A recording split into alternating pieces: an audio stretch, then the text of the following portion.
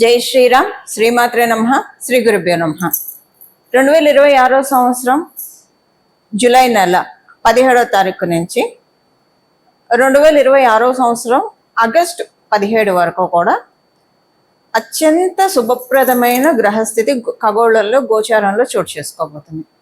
అత్యంత శుభప్రదమైన గ్రహస్థితి అనడానికి కారణం ఈ గ్రహస్థితుల్లో అంటే ఏ గ్రహాలు వీటిల్లో ఉన్నాయి, ఈ అత్యంత శుభప్రదమైన అంశాన్ని ఏ గ్రహాలు కలిగిస్తున్నాయి, అలాగే వీటిల వల్ల ద్వాదశ రాశుల వాళ్ళకి ద్వాదశ లగ్నాల వాళ్ళకి ఎలాంటి ఫలితాలు ఉంటాయి, వీటిని మీ జన్మ జాతకము బాగా ఉంటే ఓకే మీకు వచ్చేస్తుంది, లేకపోతే కనుక చిన్నపాటి రెమెడీ చేసుకుంటే వస్తుంది. ఇప్పుడు చూడండి, మన శరీరంలో విటమిన్ డి ఉంటేనే అది మిగతా విటమిన్స్ ని అబ్జర్వ్ చేసుకొని మన బాడీలో కన్వర్ట్ చేయగలుగుతుంది, అంటే శక్తిని విటమిన్స్ రూపంలో అందించగలుగుతుంది. విటమిన్ డి కరువు అయితే కాల్షియం డెఫిషియన్సీ ఇలా వస్తూ ఉంటుంది కదా.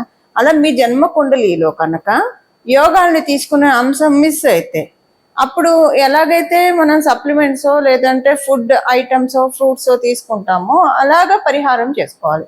ఈ పరిహారం ఏంటి, ఇవన్నీ మనం ఇప్పుడు చూద్దాం. అసలు ముందుగా గోచారంలో ఉన్న అత్యంత శుభత్వాన్ని అందించే అంశం ఏంటో చూద్దాము. ఈ అంశము ఎంత శుభప్రదమైందంటే మళ్ళీ మనకి ఇలాంటి సందర్భము 12 ఏళ్ల వరకు రాదు, ఇంకా గట్టిగా చెప్పాలంటే 30 ఏళ్ల వరకు కూడా రాదు. కారణం ఏంటో ఇప్పుడు మనం చూద్దాం. అసలు ఏంటి ఈ ఏ ఏ గ్రహాలు ఉన్నాయి ఇందులో, కారణం ఇవన్నీ ఇప్పుడు మనం చూద్దాం. రవి గురుల యొక్క కలయిక కర్కాటక రాశిలో జరుగుతుంది. గురు భగవానుడు ఆల్రెడీ దేవగురువైన బృహస్పతి కర్కాటక రాశిలో స్థితిలై ఉన్నారు. సూర్యనారాయణమూర్తి కూడా రవి కూడా కర్కాటక రాశిలోకి 17వ తారీఖు జూలై 17 వస్తుంది. అయితే ప్రతి నెల కూడా రవి ఒక్కొక్క రాశికి ఆయన మారుతూ ఉంటారు, ప్రతి నెల మారుతూ. అందుకే సూర్య సంక్రమణములు రవి సంక్రమణము చాలా విశేషమైంది. మనం సత్యనారాయణ స్వామి వ్రతకల్పంలో కూడా చూస్తే రవి సంక్రమణ దినాల్లో సత్యనారాయణ స్వామి వ్రతం ఎవరైతే చేసుకుంటారో వాళ్ళకి కొమ్ము కాచి అండగా ఉండి వాళ్ళ ఇంట్లో సకల సౌభాగ్యాలు నేను అందిస్తానని చెప్పి సాక్షాత్ రమ సత్యదేవుడు చెప్పి ఉన్నారు. ఆ వ్రతకల్పంలో మనకు ఉంటుంది. ఏకాదశులు పౌర్ణమిలు ఇలా ఉన్న ఈ క్రమంలో రవి సంక్రమణ దినాలు కూడా చెప్పి ఉన్నారు. నిజంగానండి, మామూలుగా కూడా ప్రతి నెల రవి సంక్రమణం ఒక రోజు పట్టుకొని పంచాంగంలో ఇప్పుడు మనకి యూజర్ ఫ్రెండ్లీ, మీరు వీటిల్లో కూడా చూడొచ్చు, పంచాంగంలో చూడొచ్చు. ఆ రవి సంక్రమణ రోజుల్లో కనుక మనము ఏదైనా ప్రత్యేకమైన ఆరాధన చేస్తే ఆ నెలంతా బాగుంటుంది. ఎస్పెషల్లీ ఆయన కర్కాటక రాశిలోకి వచ్చినప్పుడు సూర్యనారాయణమూర్తి రవి అన్ని రాశుల్లో తిరిగేది అంతా ఒక లెక్క అయితే కర్కాటక రాశి మరియు మకర రాశి ఈ రెండు స్పెషల్గా ఉంటాయి, చాలా విశేషంతో కూడుకొని ఉంటాయి, విశేషమైన శుభత్వాన్ని ఇస్తాయి. కారణం ఏంటంటే రవి కర్కాటక రాశిలోకి ప్రవేశించినప్పటి నుంచి దక్షిణాయన పుణ్యకాలం ప్రారంభమవుతుంది. పూజలకి, జపాలకి, వ్రతాలకి, చాతుర్మాస వ్రతం అని చేస్తారు. ఇలా అన్నిటికీ కూడా అది ఓపెన్ అవుతుంది, చాలా మంచిది. ఇంకా రవి కనుక మకర రాశిలోకి వస్తే మకర సంక్రాంతి, అక్కడి నుంచి ఉత్తరాయణ పుణ్యకాలం ప్రారంభమవుతుంది. అందువల్ల ఒక 6 నెలలు, అందుకే ఆయనం అంటాం, ఉత్తరాయణం దక్షిణాయనం. స్వామివారు రవి దక్షిణ దిక్కుకి ప్రయాణం చేసేప్పుడు అది దక్షిణాయనం అంటాం, ఇంకా ఉత్తర దిక్కుకి ప్రయాణం చేసేప్పుడు ఉత్తరాయణం అంటాం. ఇంక ఇక్కడి నుంచి దక్షిణ దిక్కుకు ఆయన ప్రయాణం సాగుతూ ఉంటుంది. ఈ కర్కాటక రాశిలో ఆయన రావడం చాలా మంచిది. అయితే ప్రతి సంవత్సరం వస్తూ ఉంటారు, వచ్చినప్పుడంతా మంచిది, చాలా మంచిది. కానీ ఈసారి గురు భగవానుడి ప్రెజెన్స్ లో ఇది జరుగుతుంది. దేవగురువైన బృహస్పతి కర్కాటక రాశిలో ఆయన ఉచ్చ స్థానంలో చాలా కంఫర్టబుల్ గా ప్లేస్ అయి ఉన్న సమయంలో రవి రావడము చాలా విశేషమైన శుభాన్ని ఇస్తుంది. ఇది 12 సంవత్సరాల వరకు మళ్ళీ మనకి ఇలాంటి అవకాశం రాదు. అంటే ఒక నెల వరకు రవి ఇక్కడ ఉంటారు, తర్వాత సింహరాశిలోకి మారిపోతారు. కానీ దీని ఇంపాక్ట్ 6 నెలలు ఉంటుంది మనకి. మళ్ళీ ఇలాంటి శుభత్వాన్ని మనం చూడాలంటే 12 సంవత్సరాలు వేచి ఉండాలి. ఎందుకంటే ఒకసారి కనుక దేవగురువైన బృహస్పతి కర్కాటక రాశిలోంచి జరిగిపోయి సింహరాశిలోకి వస్తే మళ్ళీ ఆయన అక్కడికి రావడానికి 12 సంవత్సరాలు వ్యవధి పడుతుంది. ఇంకొక విశేషం ఏంటి, శనేశ్వరుడు కర్మకారకుడైన శనేశ్వరుడు మీనరాశిలో ఉన్నాడు. ఈ మీనరాశికి అధిపతి ఎవరు, దేవగురువైన బృహస్పతి. ఆయన నవమ దృష్టితో మీనరాశి మీద శనేశ్వరుడి మీద దృష్టి పెట్టి ఉన్నారు. ఈ పర్టికులర్ గా ఈ పీరియడ్ లో శనేశ్వరుడు వక్రించి కూడా ఉన్నాడు. ఇది చాలా మంచిది. వక్రించి ఉన్న శనేశ్వరుడు మీనరాశిలో, అంటే వక్రించి ఉంటే ఆయన ఎటువైపు ఆయన పయనం అవుతుంది, సహజ కాలపురుషుడు కుండలీలు లాభస్థానం వైపు ఆయన పయనం అవుతుంది, కుంభరాశి వైపు ఆయన పయనం అవుతుంది. ఈ సమయంలో గురువు అంటేనే జీవకారకుడు, ఆయన శనేశ్వరుడి మీద దృష్టి పెట్టడము. మళ్ళీ ఇలాంటి కాంబినేషన్ మనకి రావాలంటే 30 ఏళ్ళు వెయిట్ చేయాలి. అప్పుడు అంటే 30 ఏళ్ళకి శనేశ్వరుడు మళ్ళీ మీనరాశిలోకి రావాలి, మళ్ళీ ఆయన వక్రగతిలో కూడా అప్పుడు గురు భగవాన్ ఇక్కడ ఉండాలి, కర్కాటక రాశిలో ఉంటారు. అది మళ్ళీ మనం ఆ క్యాలిక్యులేషన్స్ వేరు ఉంటాయి, ఉండాలని రూల్ కూడా లేదు, ఆయన వేరే రాశిలో కూడా ఉండొచ్చు ఆ టైంలో. ఇలాగా అంటే ఇది ఎప్పటికో వస్తుంది మనకి ఇలాంటి గ్రహస్థితి, అత్యద్భుతమైన గ్రహస్థితి. అందరూ కూడా ప్రాపర్గా యూటిలైజ్ చేసుకోవాల్సిన సమయం ఇది. ఏం చేయాలి, అసలు దీని యొక్క సిగ్నిఫికెన్స్ ఏంటి, ఇది మనం చూద్దాం. మామూలుగా మనము దీని విశేషం ఏంటంటే, మామూలుగా మనము జన్మ తీసుకునేదే ఈ జీవుడిని ఈ శరీరంలోంచి జనన మరణ చట్రంలో నుంచి బయటపడేయడానికే భగవంతుడు మనకి మానుష జన్మనిస్తారు. మానుష జన్మ ఇచ్చినప్పుడు గృహస్థాశ్రమ ధర్మంలో ఉన్నప్పుడు మన కర్తవ్యాలు మనం నిర్వహించాలి. డే టు డే లైఫ్ లో మనం చేయాల్సిన పనులు మనం చేయాలి, మన రెస్పాన్సిబిలిటీస్ మనం చూసుకోవాలి.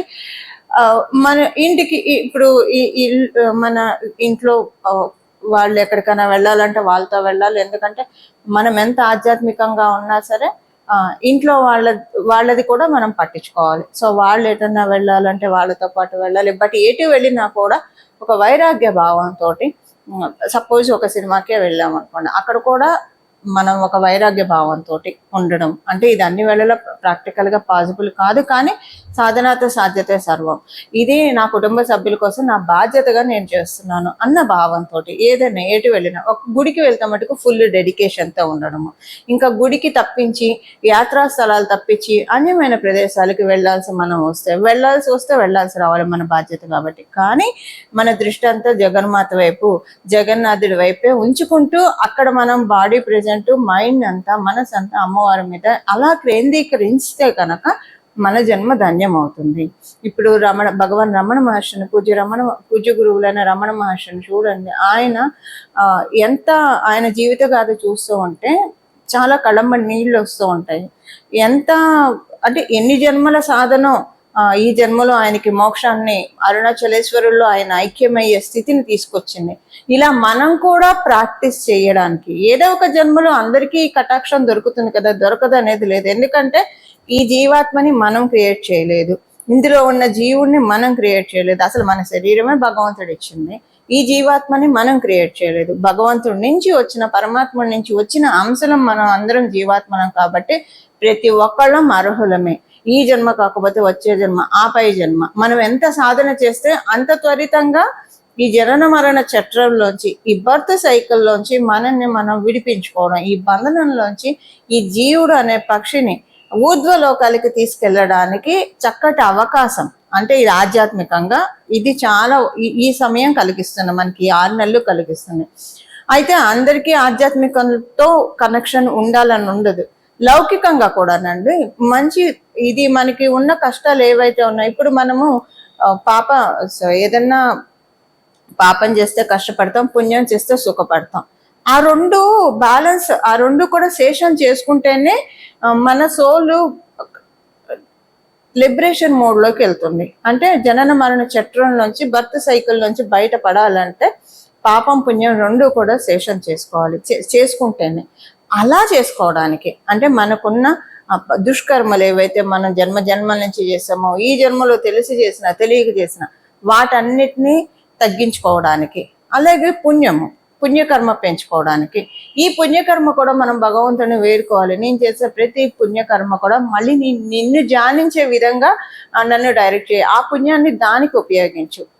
అంటే ప్రశాంతంగా నా జీవనాన్ని నేను సాగిస్తూ నా కుటుంబ బాధ్యతల్ని నేను చూసుకుంటూ ఎక్కడా కూడా నా బాధ్యతల్ని మరవకుండా స్కిప్ చేయకుండా ప్రతి చోట నేను ఉండాల్సిన చోట నేను ఉంటూ నా బాధ్యతల్ని చూస్తూ ఈ బాధ్యతలే పరమావధి, లేదంటే ఈ బంధాలే శాశ్వతం అని ఒక మాయా చట్రంలో కూరుకుపోకుండా స్వామి జగన్మాత జగన్నాథ మహాదేవ నన్ను రక్షించి నువ్వే సత్యము, నిన్ను తెలుసుకోవడమే అసలైన సత్యం. సత్య మార్గం అంటే ఏంటి? భగవంతుని తెలుసుకోవడమే అసలైన సత్యం, భగవంతుని నామస్మరణ చేయడమే అసలైన ధర్మం. వీటిల్లోనే నన్నుంచు, మాయలో పడకుండా నిన్నే ధ్యానించే విధంగా, అంటే ఈ బంధాలు శాశ్వతం అని చెప్పి ఈ మాయా చట్రంలో ఉండకుండా ఏది చేసినా ఒక తామరాకు మీద నీటి బొట్టులాగా బాధ్యతగానే చేసే విధంగా మొత్తం నా దృష్టి అంతా నా మనసంతా నీ మీదే లగ్నం అయ్యే విధంగా నన్ను కాపాడు పరమాత్మ అని మనం ఎప్పుడు కూడా భగవంతుని వేడుకుంటూ ఉండాలి. అలా వేడుకుంటూ ఉంటే ఏ జన్మకో స్వామివారు అమ్మవారు కరుణించకపోదు, మన సోల్ని మనము లిబరేట్ చేసుకునే స్థితికి వెళ్తుంది. అసలు ఇలా చేస్తూ ఉంటే, ప్రాక్టీస్ చేస్తూ ఉంటే ఇహలోకంలో కూడానండి చాలా కష్టాలు అవే ఆటోమేటిక్గా సాల్వ్ అయిపోతూ ఉంటాయి. ఇది ప్రాక్టికల్గా చూసి చెప్తున్న విషయము. అన్నీ అవే సాల్వ్ అయిపోతూ ఉంటాయి, ఏది పెద్ద కష్టంగా అనిపించదు. శరీరంలో జీవుడు ఉన్నాడు, ఈ శరీరం నాది అన్న భావన ఉన్నప్పుడే ప్రతిదీ మనకు కష్టంగా అనిపిస్తుంది. ఎప్పుడైతే ఈ దేహం నాది కాదు, ఈ మనసు నాది కాదు, ఇందులో జీవుడే నేను అన్న భావనతోటి మనం అన్ని పనులు చేసుకుంటూ వెళ్తాం. భగవద్ ఆదేశానుసారం ఈ శరీరం లభించింది, ముక్తికే వాడాలి, భగవత్ సాధనకే దీన్ని వాడాలన్న చింతనలో ఎప్పుడైతే వెళ్తూ ఉంటామో లౌకికమైన విషయాలన్నీ కూడా చాలా సులభతరం అయిపోతాయి. ప్రతిదీ కూడా మనం సాధించగలుగుతాం. లేకపోతే లౌకికంలో ఉండిపోయి వాళ్ళ గురించి మాట్లాడుకొని వీళ్ళ గురించి మాట్లాడుకొని ఉబుసుపక ఉన్న మాటలు ఇవన్నీ కూడా మన జీవుల్ని ఒక బంధనాల్లో ఉంటాయి. లేదంటే ఈ బంధాలే శాశ్వతం అనుకొని ఈ శరీరమే ఎన్నో మనవంతరాలు గడిచిపోయినాయి, ఎన్నో కల్పాలు గడిచిపోయినాయి. మనం ఎంత చెప్పిన ఒక పిపీల కాలం, ఈ బ్రహ్మాండంలో మన జన్మ ఒక పిపీలకం, చాలా చిన్నది. మళ్ళీ ఈ జన్మ గురించి ఇదే నిజమని ఇదే సత్యమని భ్రమించి ఇదే మాయ, ఇదే దీంట్లోనే కొట్టుకొని వీటికే. కానీ బాధ్యతలు అయితే విస్మరించకూడదు. ఫ్యూచర్ ప్లాన్స్ వేసుకోవాలి. మన గృహస్థ ధర్మంలో ఉన్నప్పుడు మన కుటుంబాన్ని చూడాల్సిన బాధ్యత మనకు ఉంటుంది, ఫ్యూచర్ గురించి ఆలోచించాల్సిన బాధ్యత కూడా ఉంటుంది. అది బాధ్యతగానే పెట్టుకోవాలి, అదే పరమావధిగా ఉండకూడదు. ఇలా మనల్ని, ఇదంతా ఎందుకు చెప్తున్నానంటే ఇలా మనల్ని మౌల్డ్ చేసుకోవడానికి, సింపుల్గా చెప్పాలంటే ఇహలోకంలో ఉన్న ఈ బంధనాల నుంచి, కష్టాల నుంచి అనుకోండి, బాధల నుంచి, దుఃఖం నుంచి సులభంగా మనల్ని బయటపడేసే తరుణోపాయము ఇప్పుడు మనకి గోచారంలో గ్రహస్థితులు, రవి గురువుల యొక్క కలయిక మనకి కలిగిస్తోంది. దీన్ని మనందరం కూడా సద్వినియోగం చేద్దాము. ఇప్పుడు ఒక్కొక్క రాశి వాళ్ళకి ఎలా ఉంటుందో చూద్దాము. అలాగే చివరిలో రెమెడీ కూడా మనం చూద్దాం. మీనరాశి మీన లగ్నంలో పుట్టిన వాళ్ళకి మీరు అనుకున్న ప్లాన్స్ అన్నీ కూడా చక్కగా మీరు ఇంప్లిమెంట్ చేయగలుగుతారు. ఒక్కొక్కసారి మనం చాలా అనుకుంటాం జీవితంలో, కానీ అది ఆచరణలో పెట్టేప్పటికి కొన్ని వదిలేస్తూనే ఉంటాం, ఆలోచనలతోనే వదిలేస్తాం. కొన్ని ఆచరణ రూపంలో కార్యరూపం దాల్చినా అది ముందుకు సాగక ఇబ్బంది పడడం, ఇలా జీవితం అంటేనే అనేకం ఉంటాయి కదా. అలాంటివి ఏమీ లేకుండా ఇప్పుడు మీకు వాటిలోంచి బయటపడతారు. మీరు అనుకున్నట్టు ఇంప్లిమెంట్ చేస్తారు. సంతృప్తి చక్కగా ఉంటుంది, చాలా సంతృప్తిగా అనిపిస్తుంది, ఆనందం ఉంటుంది. ఈ సమయం అంతా కూడా చాలా ప్రశాంతంగా అనిపిస్తుంది. మీన లగ్నంలో పుట్టిన వాళ్ళకి ఎలాంటి అలజడులు లేకుండా చక్కగా మీ పని మీరు చేసుకుంటూ ఇంట్లో కావచ్చు బయట కావచ్చు ప్రశాంతంగా వెళ్ళిపోతూ ఉంటుంది. ఇలా వెళ్ళిపోతే బాగుండు అని మనసులో అనుకుంటూ ఉంటారు, అంత చక్కగా ఉంటుంది. వృత్తిపరంగా చిక్కులు ఉండవు, వృత్తిపరంగా అంతా కూడా అంటే వర్క్ ప్రెషర్ ఉండడము ఇలాంటివి ఉండదు, పాలిటిక్స్ ఉండడం ఇలాంటివి ఉండవు. మీరు ఉద్యోగస్తులైనా సరే ఇదే పాయింట్, మీరు వ్యాపారస్తులైనా ఇదే పాయింట్. మీ అన్ని విషయాల్లో కూడా అనుకూలతలు బాగా ఉన్నాయి. విద్యార్థినులకి చాలా మంచి శుభ సమయం ఇది. ఇవి ఇప్పుడు ఉన్న ఫలితాలు మీనరాశి మీన లగ్నంలో పుట్టిన వాళ్ళకి. పరిహారము, ఇప్పుడు చేసుకోవాల్సిన పరిహారము నేను మొదటే చెప్పాను. ప్రతిదీ కూడా ఈ రవి సంక్రమణం రోజుల్లో సూర్యనారాయణ మూర్తి రవి ఆరాధన, అలాగే ప్రత్యేకమైన దేవీ దేవతల ఆరాధన, జగన్మాత దర్శనం, మహాదేవుని దర్శనం, జగన్నాథుడి దర్శనం, ఎక్కడ ఉంటే అక్కడ విష్ణు ఆలయాలు, శైవ ఆలయాలు, సుబ్రహ్మణ్య స్వామివారి ఆలయాలు, జగన్మాత ఆలయాన్ని దర్శించడం వల్ల ఆ రోజు మనం చేసేది మంచి ఫలాలను అందిస్తుంది. అంటే ఎస్పెషల్లీ ప్రతి నెల రవి సంక్రమణం మనం చేయలేకపోయినా దక్షిణాయనం, ఉత్తరాయణం ఈ రెండు చేస్తే ఈ ఫలితాల్ని మీరు ఒక సంవత్సరం చేసి చూడండి. దక్షిణాయనం వచ్చిన రోజు ఏదో ఒక ప్రత్యేక ఆరాధన చేయండి, ఉత్తరాయణం వచ్చిన రోజు ఏదో ఒక ప్రత్యేక ఆరాధన చేయండి. ఆ సంవత్సరంలో మార్పు రాకపోతే చూడండి, ఖచ్చితంగా మార్పు వచ్చే తీరుతుంది.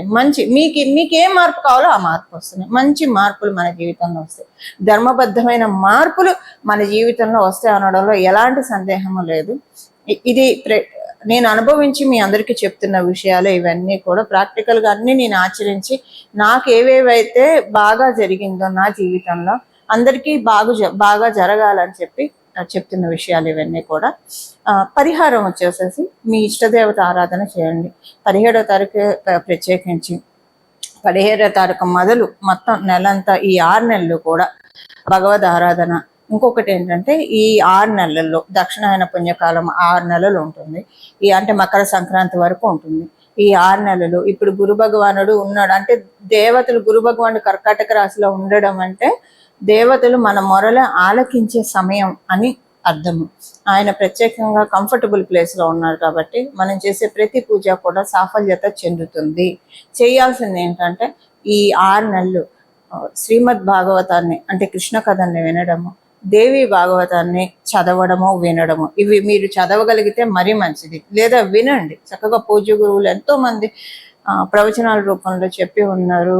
పూజ్య గురువులు వడ్డిపర్తి పద్మాకర్ గురువు గారు, చాగంటి గురువు గారు, సామవేద షణ్ముఖ శర్మ గారు, చాలా మంది పూజ్య గురువులు చెప్పి ఉన్నారు. వినండి లేదా చదవండి, ఏదో ఒకటి చేయండి. అలాగే శివ మహాపురాణం, ఈ 3 కనుక చాతుర్మాసంలో విన్నా చదివినా ఎంత మంచి ఫలితాలు వస్తాయంటే మనకు అసలు భాగవతంలో ఒక విషయం ఉంటుందండి. అదేంటంటే మనం ఈ జన్మలో భాగవతం ఒకసారి వినాలంటే 1000 జన్మలు హరినామ సంకీర్తన విడవకుండా చేస్తే మనకి ఈ జన్మలో ఒక్కసారి భాగవతం వినే కటాక్షాన్ని భగవంతుడు కలిగిస్తాడట. అందుకే మనకి వాగ్గేయకారులు పాటలు ఎంత అనుభవించి రాశారు అనిపిస్తుందండి. వినరు భాగ్యము విష్ణు కదా, ఎంత నిజం కదా, సో ట్రూ అనిపిస్తుంది. ఎంతో భాగ్యం ఉంటే తప్పించి మనము స్వామివారి కథల్ని, లీలల్ని తెలుసుకునే భాగ్యం కూడా మనకి కలగదు. ఈ వీడియో ఎవరెవరైతే చూస్తున్నారో వాళ్ళకి జగన్మాత ఆశీస్సులు, మహాదేవుని ఆశీస్సులు, జగన్నాథుడి ఆశీస్సులు పరిపూర్ణంగా ఉన్న వాళ్ళందరికీ వీడియో చేరుతుంది. అందరూ చూస్తారు. తెలుసుకోండి, భగవంతుడి గురించి తెలుసుకోండి. 1000 జన్మలు మనం ఏదో పుణ్యం విష్ణునామ సంకీర్తన చేస్తే ఒక జన్మలో ఆయన కథల్ని వినే భాగ్యం మనకి కలుగుతుందంటే అది ఎంత విశేషమైన పుణ్యప్రదం చెప్పండి. ఇలా నేను ప్రతి సంవత్సరం గత 7-8 సంవత్సరాలుగా చేస్తూ వస్తున్నది నేను మీకు చెప్తున్నా. ప్రతి సంవత్సరం కూడా నేను భాగవతం చాతుర్మాసంలో చదువుతాను, వింటాను కూడా, 2 చేస్తాను. నా జీవితంలో ఎన్నో మార్పులు వచ్చాయి. నాకు అనిపిస్తుంది 1000 జన్మలు చేస్తే ఒకసారి వింటారంటే ఈ జీవుడు ఎంత పుణ్యం చేసుకుందో, ఈ శరీరంలో ఉన్న ఈ జీవుడు పదే అవకాశం, స్వామి ఎంత అవ్యాజ కరుణామూర్తి అవకాశం కల్పిస్తున్నారు అన్న ఒక ఆనంద బాష్పాలు అయితే ఖచ్చితంగా ప్రతిసారి విన్నప్పుడు వస్తాయి. మీరు వినండి, అది అనుభూతి చెందుతారండి. ఎంత స్వామి ఎంత కరుణ అంటే చదవండి, వినండి, మంచి మార్పులు మీ జీవితంలో చూస్తారు. ఇది సత్యం సత్యం సత్యం. ఇందులో రవ్వంత అతిశయోక్తి కూడా లేదు. ఇంతే సింపుల్ పరిహారము. ఇది ఏంటంటే ప్రతిసారి విన్నప్పుడు అదొక తన్మయత్వం, కానీ మనసు పూర్తిగా లగ్నం చేసి వినాలి. మన శరీరం ఇక్కడ పెట్టాం, చెవులు ఏదో ఆలకిస్తున్నాయి, మన మనసు చెవులైతే ఆలకిస్తూనే ఉంటాయి కానీ మనసు ఎటో పోతూ ఉంటుంది. అలా విన్నా ఎంతో అంత ఫలితం అయితే వస్తుంది. అలా కాకుండా ఒక పరిపూర్తి, ఇప్పుడు అంటే ఎవరి గురించి ఎవరైనా ఏదైనా చెప్తుంటే ఎంత శ్రద్ధగా వింటారు, లేదా ఏదైనా ఒక విషయం, ఒక ఇంట్రెస్టింగ్ టాపిక్ ఉంటే ఎంత శ్రద్ధగా వింటాం. అన్నిటికంటే రెట్టింపు శ్రద్ధతోటి దీన్ని వినాలి లేదా చదవాలి, అంత కాన్సన్ట్రేటెడ్గా చదవాలి లేదా వినాలి. చూడండి ఎంత మంచి మార్పు మీ జీవితంలో వస్తుందో. ఇది విష్ణుమూర్తి అలాగే జగన్మాత మహాదేవుడి కృపతో జరిగే సంకల్పము. ఇది అంత తేలిగ్గా రాదండి. మనందరం కూడా దీన్ని సద్వినియోగం చేసుకోవాలి. మీరందరూ కూడా అందరూ కూడా భగవద్ బంధువులే. అందరూ కూడా దీన్ని ఆత్మ బంధువుల దీన్ని మీరందరూ కూడా వినియోగించుకొని మీ జీవితాల్లో సన్మంగళాన్ని ఆహ్వానిస్తారని చెప్పి మనస్ఫూర్తిగా మన జీవితాల్లో సన్మంగళాలు జరగాలని చెప్పి జగన్మాతని, మహాదేవుణ్ణి, అలాగే జగన్నాథుని శిరస్సు ఉంచి శరణు వేడుతూ మంగళం. నమో భగవతే వాసుదేవాయ.